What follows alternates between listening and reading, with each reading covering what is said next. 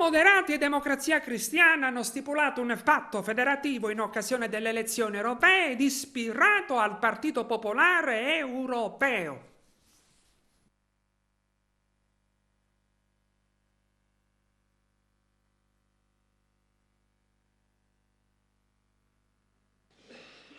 Chi è contro?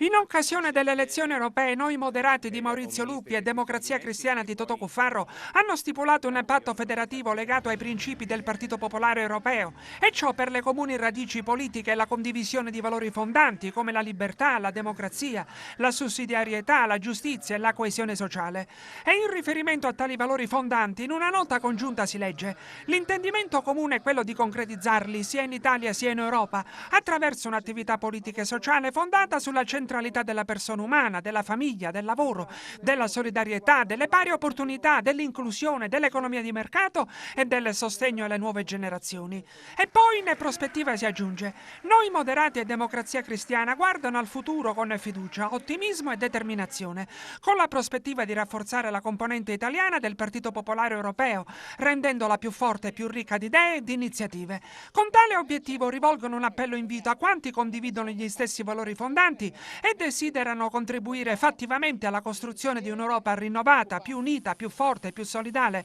e principalmente più competitiva nello scenario politico ed economico mondiale.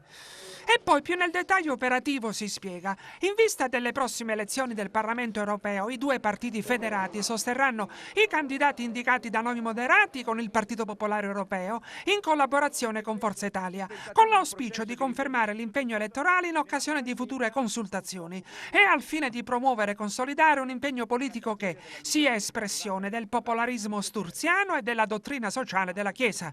I partiti federati si impegnano inoltre a programmare e promuovere iniziative politiche unitarie a ogni livello istituzionale, nella società, nelle assemblee parlamentari e negli enti locali. E poi, in conclusione, noi moderati e Democrazia Cristiana si impegnano a istituire una tavola permanente di collaborazione, di proposte, di confronto al quale, oltre a quelli istituzionali, sarà affidato il compito di comporre liste comuni in occasione delle prossime competizioni elettorali, con la prospettiva di realizzare un soggetto politico unitario.